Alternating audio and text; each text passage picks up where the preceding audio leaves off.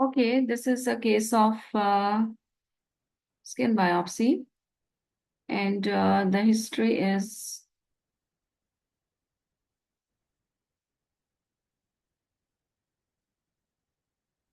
male 37 who is unwell for several days. There is purple red rash, and this is a skin biopsy.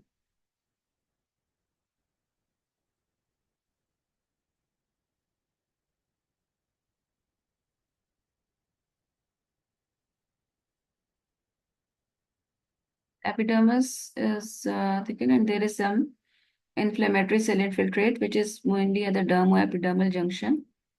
And this inflammatory cell infiltrate is comprising of mainly eosinophils.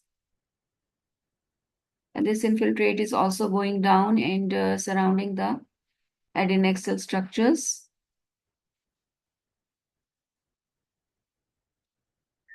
So presence of eosinophils is a little alarming, and you have to ask the clinical history whether the patient has taken some medicine or drug. There is a history of drug intake.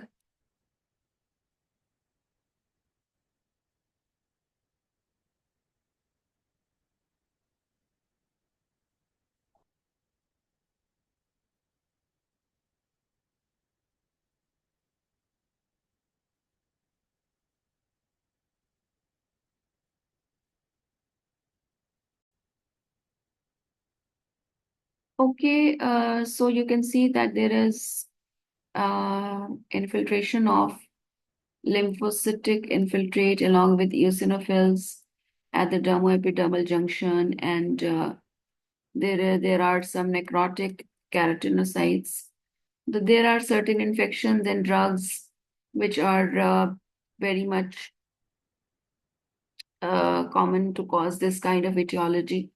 And there is some early blister-like formation as well. So, although there are some infections like histoplasma or herpes simplex, and then mycoplasmas and coccidioimitans, so these can cause this kind of inflammation.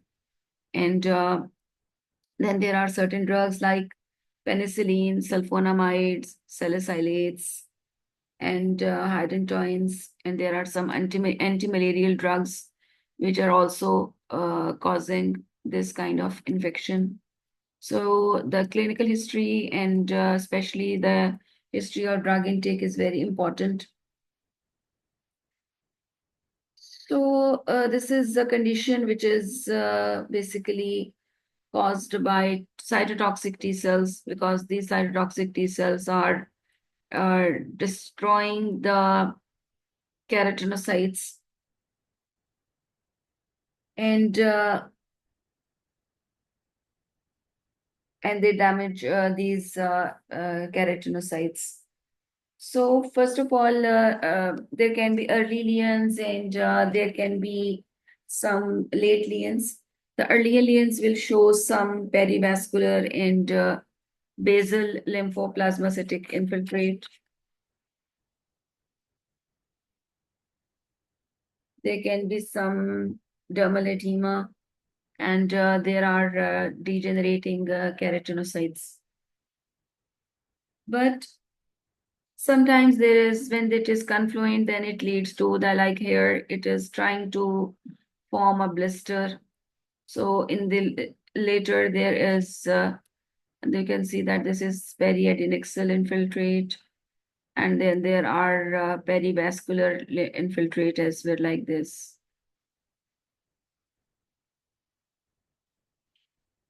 So lately, they can be epidermal necrosis, and then it can lead to some blister formation.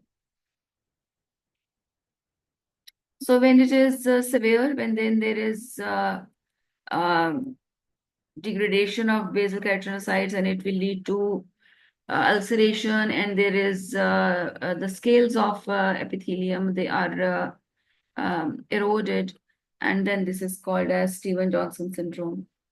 or toxic epidermal necrolysis. But when it is Stevens-Dawson syndrome epidermal necrolysis, it is a serious kind of condition. It is a life-threatening condition because the major portion of epidermis will be sloughed off. So, and these Stevens-Dawson syndrome is usually associated with antibiotics and NSAIDs. So that is the initiating agent.